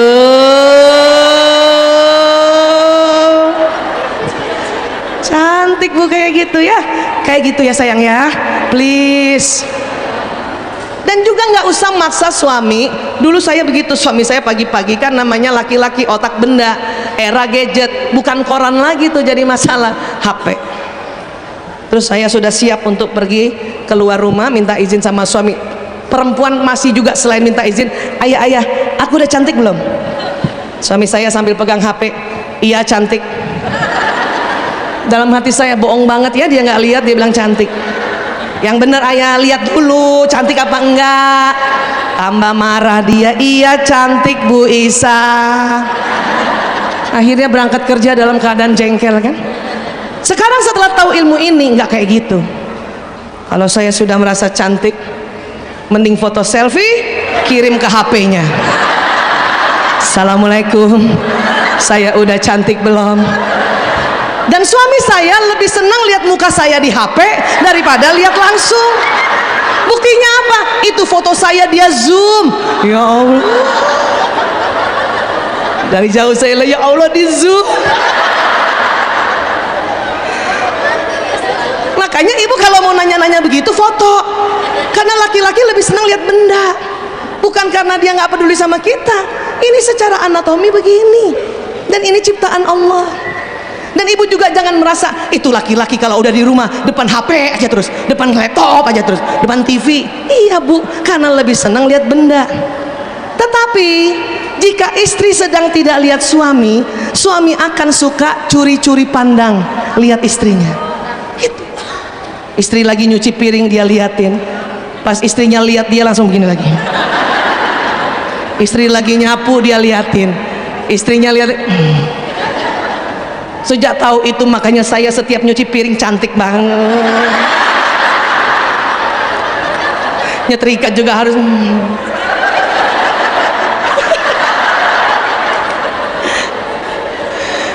Suami juga senang kalau lihat seorang ibu muda nih, ya, dampingi anaknya belajar yang masih SD dengan kelembutan. Tuh laki-laki suka senang liatin.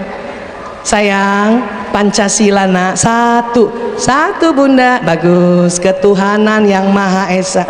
Itu laki-laki langsung nggak salah pilih. Dia lihat. Asal kalau ibu lihat dia begini lagi.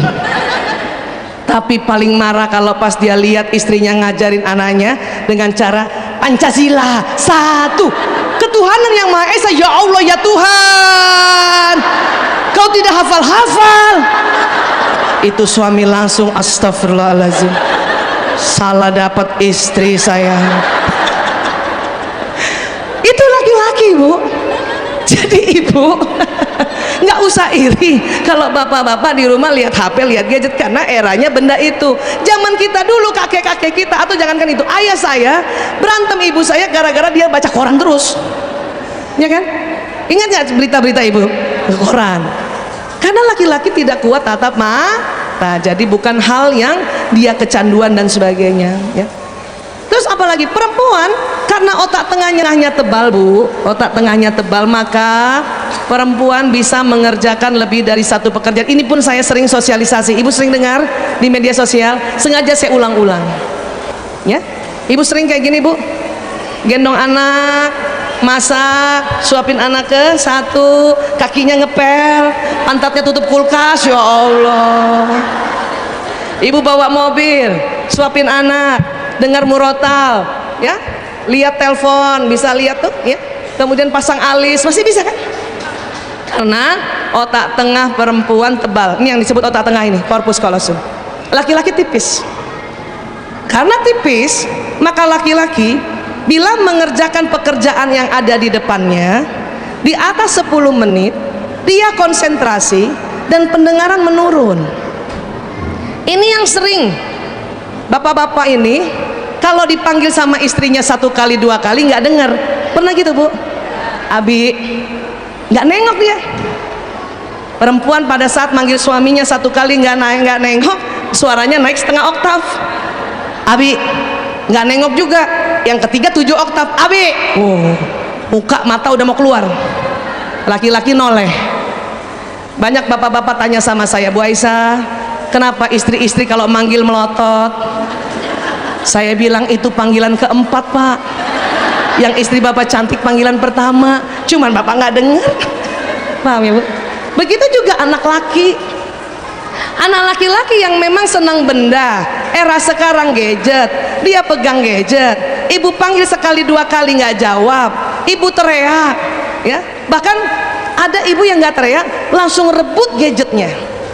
Buat anak laki-laki yang sedang asik main gadget, tiba-tiba ibu rebut, dia akan marah sekali. Karena memang dia nggak dengar kalau ibu manggil. Kita bilang apa? Bunda panggil-panggil kamu nggak jawab. Kata anak laki, kapan manggilnya bu? Karena memang nggak dengar, sedang konsen, dan pada saat konsentrasi pendengarannya menurun. Dan laki-laki waktu diambil gadgetnya, kenapa dia marah? Karena skor lagi tinggi-tingginya bu, udah sedikit lagi mau menang, ibu rebut, nggak jadi menang, itu dia marah, ya. Yang bahaya apa? Dia akhirnya tidak nyaman main di rumah, mainnya di luar rumah. Yang celaka apa? Pada waktu yang salah, ketemu orang yang salah, dapat solusi yang salah. Lebih baik kalau anak sekarang mainnya di rumah. Paham ya bu ya? Jadi ngerti? Ibu mau saya kasih tips kalau manggil suami atau anak laki supaya pas dia nengok ibu masih cantik. Mau bu? Saya tanya dulu, mahal nih dibawa dari Jakarta tipsnya nih. Mau? Betul. Waktu kita panggil suami ya atau anak laki dan dia menoleh, ibunya masih cantik, oke? Dengarkan tipsnya. Pertahankan senyum sampai panggilan kelima. Ayah, ayah, halo, ayah. Laki-laki menoleh panggilan ketiga atau keempat, ibu masih cantik. Sanggup? Yang sanggup cuman di depan aja, di belakang nggak. Kalau ibu tidak sanggup begitu, maka memanggil suami atau anak laki nggak usah teriak-teriak, Bu. Datangi dia, colek. Kadang saking konsentrasinya, colekan pertama nggak rasa, Bu. Abi nggak rasa. Baru yang kedua, abi gitu kan? Iya, paham ya? Iya. Cari, pakai cara itu, pakai cara yang mana terserah. Kenapa sih Bu Aisyah? Ini karena otak tengah laki-laki memang lebih tipis, sehingga otak kanan kerja sendiri, otak kiri kerja sendiri. Makanya kalau dia mengerjakan sesuatu di depannya, di atas 10 menit tambah konsentrasi, pendengaran menurun. Perempuan bukan, Allah ciptakan otak tengahnya tebal, otak kiri kanannya tersambung lebih banyak. Itu yang membuat perempuan bisa mengerjakan lebih dari satu pekerjaan yang tidak berhubungan dalam satu waktu. Tahu Ibu? Tapi Bu, ada dampaknya otak kita kayak gini. Apa dampaknya Bu? Sering salah tunjuk arah. Mas, belok kanan Mas, tangannya ke kiri. Siapa pernah begitu? Itu bukan pikun Bu, itu karena ibu perempuan banget ya. 88% perempuan susah baca peta di awal-awal. Utara selatan bingung ya di awal-awal. Ada yang begitu Bu?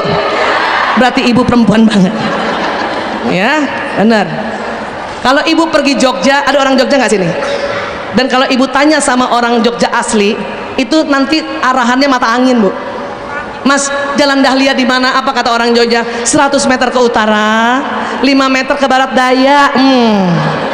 Perempuan lebih senang sebelah mananya Indomaret. Sebelah mananya kantor wali kota, sebelah mananya. Ngerti ya Bu? Ya, maka sekali lagi tidak usah bertengkar soal fitrah yang Allah berikan. Jangan melulu menyalahkan gawe atau gadget. Itu saat ini memang kebutuhan. Kembali lagi, untuk bijak ke media sosial ya, harus kita bijak apa tadi Bu? Mengomentari. Bijak apa? Menulis dan men-share-nya. Yang ketiga, bijak untuk mengatur gitu ya. Bolehkah anak-anak kita kasih waktu untuk dia main ya? Boleh. Untuk TK dan SD Bu, ibu boleh kasih alarm batasan anak bergawe untuk TK dan SD. Untuk TK dan SD. Dan ibu juga harus bedakan waktu dia pegang gawe untuk belajar atau mencari tugas dengan pegang gawe untuk main. Jangan dihitung sama itu ya. SMP ke atas udah susah Bu, sudah susah. Kalau memang ibu tidak mau anak sering pegang gawai atau ibu bikin alarm, maka pada saat waktu tidak ada gawai, maka ibu siapkan permainan yang bukan permainan digital. Ini harus pikir ada. Ya Lego kah, mainan, atau ibu main umpet-umpetan sama anak-anak. Itu yang anak-anak suka. Ya. Lego saja sekarang kalau sudah disusun nggak mau dirubah lagi Bu. Karena itu namanya permainan Lego yang ada tematiknya. Mau nggak mau memang modal besar memang kalau permainan non digital memang beda ya. Apalagi jangan heran Bu, saya nggak tahu di Bandung pasti rumah masih besar-besar ya. Kami di Jakarta rumah kecil-kecil Bu, punya rumah tipe 36 aja udah syukur.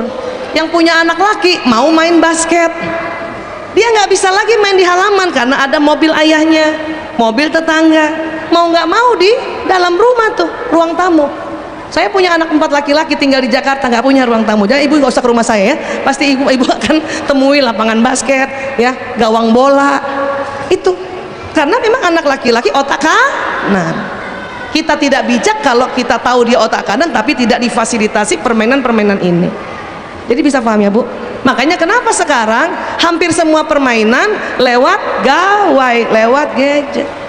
Yang diharapkan juga anak-anak adalah orang tua bersedia untuk main. Ini yang diharapkan sebetulnya. Paham ya? Bu Aisyah, ya, kalau kayak gini kita dampingi anak, bagus, bagus sekali. Ya. Terus Bu Aisyah, kenapa ya anak sekarang komunikasinya lebih enak lewat gawai? Untuk anak laki, iya. Anak laki-laki lebih senang ibu nasihati pakai gadget. Anak laki-laki, nggak apa-apa juga, nggak apa-apa juga sesekali ibu nasihati pakai gadget. Dia akan membacanya. Tapi juga nggak usah marah kalau dijawabnya cuman jempol atau oka atau ye, karena begitulah anak laki-laki. Paham ya Bu? Iya. Baik ya Bu Mira, Bu Mira mana? Iya. Saya kira nggak usah ada tanya jawab ya, karena ibu-ibu biasanya nggak nanya, curhat. Jadi satu orang setengah jam. Ya, kita sebentar lagi mau persiapan sholat zuhur ya. Tapi satu lagi yang terakhir yang saya mau sampaikan pada teman-teman ibu-ibu, kadang belajar parenting ibu bingung, susah, suka lupa. Tapi mudah-mudahan satu ini nggak lupa. Apa itu? Rupanya Bu, ya, mudah-mudahan masih bisa kelihatan. Tubuh manusia mengeluarkan nur, mengeluarkan cahaya, mengeluarkan gelombang elektromagnetik Bu. Allahu Akbar. Ya. Dari mana itu Bu Aisyah keluarnya? Ada yang kita pelajari namanya pembuluh meridian. Titik-titik ada jumlahnya 360 di bawah kulit. Dan titik-titik ini bertawaf, berputar. Bertawaf ya. Dan ini dari sini keluar cahaya kita. Masya Allah ya. Untuk apa cahaya ini Bu Aisyah? Cahaya inilah yang akan membawa pesan doa, yang membawa pesan niat, yang membawa pesan prasangka. Ibu bingung ilmu parenting Bu, sementara ibu susah ngomong sama anak-anak, apalagi anak remaja. Mending ibu doain, mending ibu pakai namanya dialog kalbu. Sama anak remaja nggak usah ngegas, namanya juga remaja, tulisannya remaja, makanya rem aja. Setiap anak remaja ibu ngegas, ibu nggak perlu ngegas, dalam hati ibu, ya Allah, rem aja, rem aja, rem aja, rem aja. Kan remaja kan, rem aja bukan? Ayo ya. Dan ibu kirim doa. Hati-hati prasangka Bu, prasangka bisa kejadian. Kenapa? Karena prasangka kita di broadcast lewat nur kita, lewat gelombang elektromagnetik, dan prasangka itu yang juga ketarik. Paham ya? Makanya doa itu ya senjata orang mukmin, tiang agama dan cahaya langit-langit dan bumi. Jadi diteliti, pada saat orang berdoa itu cahayanya bisa tembus langit dan bisa tembus ya sepanjang bumi ini. Jadi ibu punya anak mungkin tidak di Bandung, kuliah Surabaya, ibu doa sinyal ibu sampai Surabaya. Dia kuliah di Jogja sampai Jogja, kuliah di Malaysia sampai di Malaysia, kuliah di Madinah sampai ke Madinah Bu. Allahu Akbar ya, itu kerennya. Tapi hati-hati prasangka itu, karena doa pasti kalimatnya bagus dan baik, niat 90% baik, ada 10% niat buruk. Prasangka separuh-separuh, masih ada husnuzon, masih ada suuzon. Kalau ibu anak ibu di Surabaya, apalagi anak laki, ibu tahu besok ujian. Kadang-kadang ibu-ibu masih teringat waktu anak laki masih kecil. Kemudian ibu berkata di otak ibu berprasangka, aduh besok mau ujian, jangan-jangan tuh anak tidur lagi, jangan-jangan males lagi, jangan-jangan dia nggak mau belajar. Hati-hati Bu. Kalau ibu terus-terusan kayak gitu, nggak cepet-cepet ibu istighfar, nggak cepet-cepet ibu rubah, maka itu bisa terjadi ya. Kalaupun muncul pikiran itu tanpa bisa kita kendalikan, itu nggak apa-apa Bu, juga segera istighfar, astagfirullahaladzim, astagfirullahaladzim, astagfirullahaladzim, ya Allah saya mohon ya Allah ya, dengan izinmu ya Allah, anakku, sebut namanya Bu, Fulan bin Fulan, hari ini tambahkan ilmu, tinggikan kecerdasannya, dia bisa belajar, mengerti ilmunya ya Allah, dan insya Allah besok ujian lulus. Itu supaya omongan ibu ini ya terbroadcast sampai ke anak. Dan ingat, sinyal anak dan sinyal ibu satu provider. Maksudnya apa Bu Aisyah? Ini contoh saja ya, bukan di endorse. Kalau ibunya XL, anaknya XL. Bapaknya Telkomsel belum tentu XL. Karena sinyal ibu satu provider. Maka ibu, itulah yang disebut kehebatan, kekuatan doa ibu. Jangan terlalu banyak ngomong marah-marah, lebih baik ibu kirimkan doa pada anak sesuai apa yang ibu harapkan, maka Allah akan ijabah itu. Oke? Dan hati-hati bicara juga, karena apa yang kita bicarakan itu akan ditarik. Itu makanya jangan sampai pada saat kita mengomentari sebagai netizen komentar buruk, kita yang tulis itu akan berbalik pada kita. Paham tentang ini ya? Inilah ilmu gelombang elektromagnetik ya. Untuk itu sahabat-sahabat fillah, insya Allah tambah sehat walafiat kita ya. Tambah bersyukur saja dengan adanya teknologi digital. Ambil baiknya, apa-apa tidak boleh berlebihan, dan perkuat doa, perkuat niat. Kalau ada prasangka buruk, cepat-cepatlah diganti prasangka baik. Maka insya Allah atas izin Allah, apa yang kita ucapkan terjadi ya. Terima kasih, maaf lahir batin. Wabillahi taufik wal hidayah. Assalamualaikum warahmatullahi wabarakatuh.